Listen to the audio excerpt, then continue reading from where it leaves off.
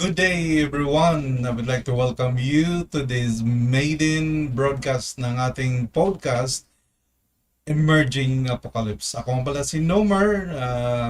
We'll be sharing a lot of things sa inyo patungkol sa biblical prophecy. I've been a student of biblical prophecy for about 30 years. Throughout the years, I learned a lot of things. But I don't claim to be an expert, but just a student being also a senior leader of our faith community, that's a great challenge because kailangan talaga nating pag-aralan ng isang napakalagang mga katotohanan na pinahayag ng Biblia, at yan po ay patungkol sa biblical prophecy. Sabi nga ng mga biblical scholar, there are about 30% ng Biblia. Just imagine that.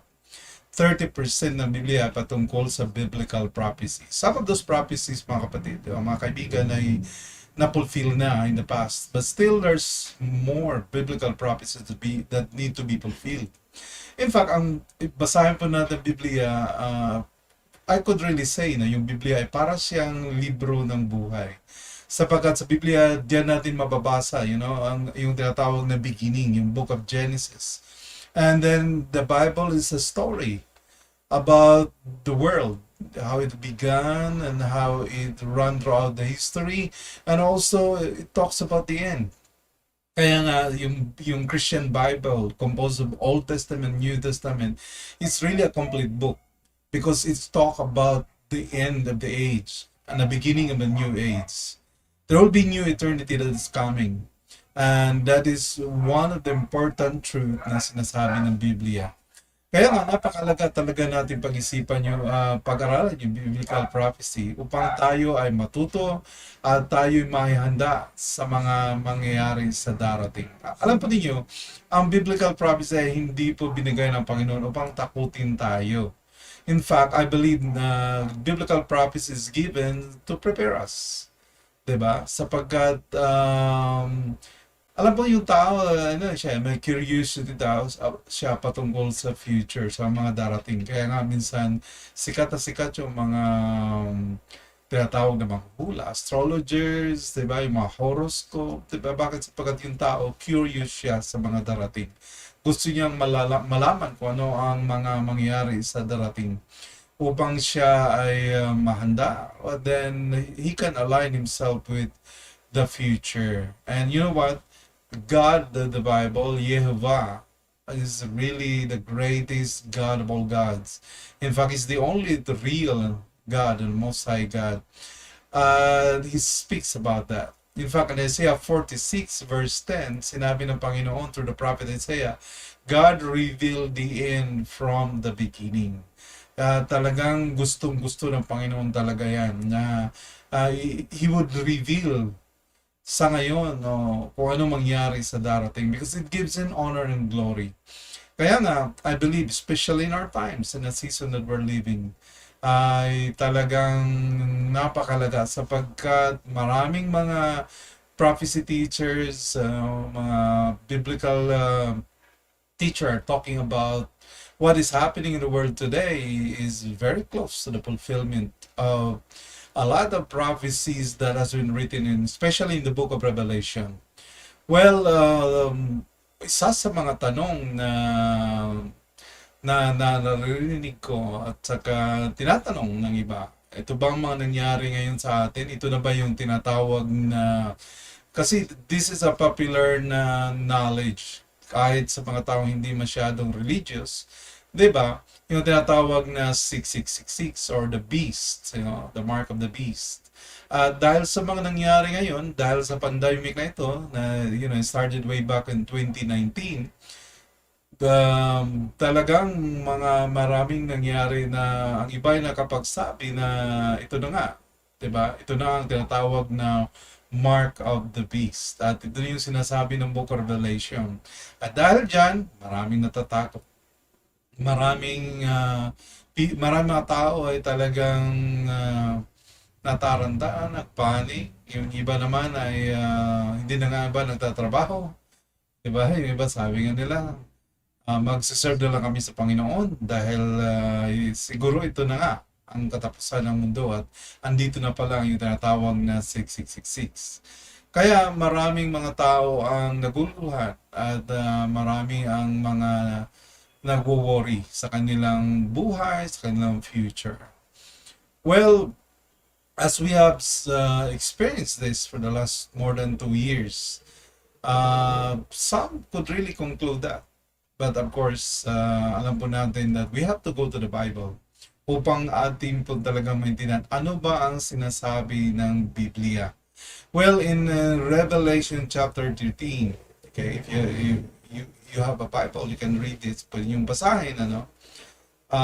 Ito yung sinabi ng Biblia sa Revelation chapter 13. Let's start reading verse 15. And it was allowed to give breath to the image of the beast. Yung tinatawag na yung false prophet. Cause those would not worship the image of the beast to be slain. Okay? And also it causes all, both small and great, both rich and poor, both free and slave, to be marked on the right hand and on the forehead. So yung false prophet, yung second na beast, because dito sa book chapter 13 ng Revelation, may dalawang mga beast na mention dito, mga halimaw. Yung isa ay ano siya, para siyang dragon, parang nakakatakot na klaseng halimaw mula sa dagat. Pangalawa, yung isa na mula sa lupa. Ang kanyang hitsura is like a lamb but with two horns, but it speak like the beast, or like the dragon sa Revelation 12. Well, at sinabi dito, he calls everyone, both rich, yung mayayaman, at yung mga mahihirap, both free and slave, to be marked. So, binibigyan sila ng marka, yung sa kanang kamay, right hand, or in the forehead, sa noo. So that, at sinabi dito, so that no one can buy or sell unless he has the mark that is in the name of the beast. So, dahil sa pangyaring ito, sinabi dito, this is an economic system. Hindi lang economic system, but for sure, this is an economic system wherein everyone will have a mark. Everyone will have an identification. At hindi ka na pwedeng sumama o makilahok sa ekonomiyang ito pag wala kang mark, if you don't have an identification mark, which is sinabi dito, the number of its name. This calls for wisdom. Let the one who has understanding calculate the number of the beast, for it is the number of a man, and his number is 666. So ito yung biblical prophecy na that's become famous, throughout the years. Maraming mga libro, maraming mga preaching, teaching, maraming seminars, movies, that spoke about this theme. In fact, I remember yung isang movie ni Stephen Baldwin, yung 666. So ayan, dahil dyan, maraming mga tao worldwide, even those people who do not really believe much about the Bible, na nakakaalam po nito. Kaya nga, when all of these things are happening, what is happening for the last 2 years, more than 2 years, at talagang maraming taong nababalisa, maraming mga tao nag-worry na ito na nga, kaya nga takot na yung iba. At saninan sa mga rason bakit yung iba ayaw nilang magpabitsin o magpavax, sapagkat may mga nagsasabi, nagtuturo, at iba naman ay talaga nagpapakita ng video na you could really say na wow, parang ito na nga. Oo, maraming video yan. Kaya nga, maraming tao naguguluhan, natatakot, iba nagpapanig, natataranta, di ba? Dahil sa mga nakikita, naririnig at mga sinasabi ng mga tao. Pero alam po ninyo, if you look at the biblical prophecy, may mga bagay po kasi na dapat munang mangyari upang tayo makapag-conclude na ito na nga, yung tinatawag na mark of the beast. Pero pag hindi pa ito nangyari, we could say na hindi pa talaga yan. Okay? Well, throughout the last 2,000 years of history, especially in the book of Revelation, napakaraming mga theory, interpretation patungkol dito sa tinatawag na Mark of the Beast. Although hindi po yan ang ating pag-usapan, gusto ko lang alam sa inyo na napakarami at maraming mga katuruan, teaching nagbabago through the years as history progresses. Diba? May mga nagsasabi na ito ay prophecy about Nero. Kaya nga, yung iba, sinasabi na yung Book of Revelation was written siguro somewhere in 50 AD after namatay ang Panginoon. But most of the scholars would date the Book of Revelation in about 90 AD. So, iba naman nagsabi, ang prophecy ng Revelation is about Emperor Domitian. And throughout the years, napakarami.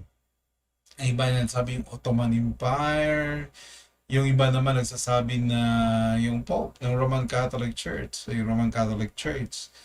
And through the years, napakarami dyan na mga interpretation.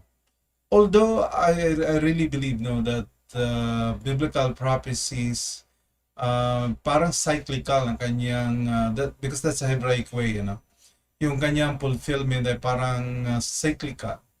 Parang nagsisimula siya ng maliit na fulfillment going towards ultimate fulfillment. I believe that yes, basically, yung biblical prophecy was already fulfilled in a sense. Yung first century, second century, third century, perhaps throughout the years. Because there are people that exemplify, in a sense, yung mga sinasabi dito. Because, of course, if you look at the Book of Revelation as a whole, makikita mo, this is really a book like Book of Daniel that encourages those people who believe in God, the saints, the people of the God, the true God, I challenge to endure and to be faithful kahit anumang mangyayari, because in the end, God will ultimately win. Diba? Sapagkat siya naman ang Diyos na may-ari ng lahat, na may gawa ng lahat ng ito. So, in a sense, we could say that throughout the ages, this parang partial fulfillment ng Book of Revelation. But eventually, there will be in the end, there will be that masasabing the full tinatawag natin na fulfillment ng mga sinasabi dito. So, ang dami mga doktrina patungkol dito. Yung iba naman ay nagsasabi na yung Mark of the Beast ay hindi naman talaga literal na mark yan. Parang it's a doctrine na natanggap mo at pinaniwalaan mo. At isa dyan yung sinasabi nila na yung Sunday worship. May malaking grupo na nagtuturo niyan. Na that is the mark of the beast. Na lahat ng tao ay will be forced to worship in a certain day. But of course, alam po natin that's not an accurate interpretation. Well, one thing is sure, if you look at this, that in the end of the age, diba, there will be this one world government that will dominate the whole world. At dyan mag-a-arise yung tinatawag na Antichrist. At hindi lang yung Antikristo, kundi yung tinatawag na false prophet. If you read Revelation 13, atin pong mababasa dyan na silang dalawa, nagkakaisa at tulungan. At actually, tatlo yan, yung tinatawag na dragon, the dragon. So, bago talaga mangyari yung tinatawag na 666 or Mark the Beast, makikita natin na magkaroon muna ng ganitong gobyerno, isang one world government that will rule the world. It might not be 100% complete, but it will dominate the whole world. And then out of that will arise yung tinatawag na the one world government leader na Antichrist. And then in the religious sector, hindi lang religious, may connection in sa political, will rise up also this false prophet. And both of them will work together to fulfill the plan of the devil or Satan. Kaya nga, pag nangyari na yan, dun pa magkaroon ng tinatawag na Mark of the Beast. Yung sistema kung saan lahat ng tao ay lalagyan ng marka. Diba? At yung mark na yan will identify you as a person who submit and obey the Antichrist system o ang sistema ng Diablo in the last days. So that's what the mark is all about. Yung ayaw tatanggap niyan ay talagang papatayin. Well, as of now, wala pa tayong nakikita na ganyan. Ano? If you look at what's happening, hindi pa klaradong ganyan na talaga. Pero one thing I believe, no, I've been a student for biblical prophecy for about 30 years ng aking buhay. Mula akong sumunod sa Panginoon as a disciple.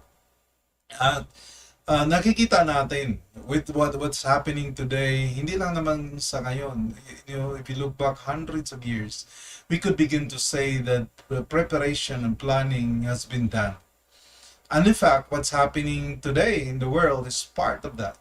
Hindi naman nila binibigla lahat kaagad. They are paunti-unti nilang ini-enforce yung kanilang plano to set up a one world government, a one world religion, diba? And a one world economy. And then everyone will be marked. At kung ayaw sumunod sa kanila, they will be persecuted and eventually killed. And with what's happening with this pandemic worldwide, we can see a semblance of that. Okay?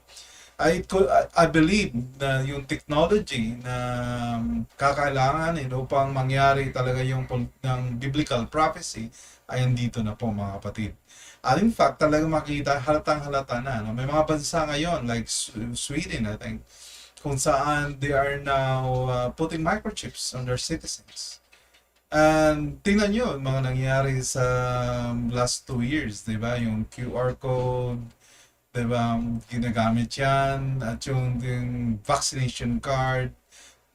Talagang tinitrain na tayo. Hinahanda na tayo sa fulfillment yung mark of the beast. Okay? So, I believe the technology is already there. Makikita natin. In fact, we could say that the world is moving towards what? One world government.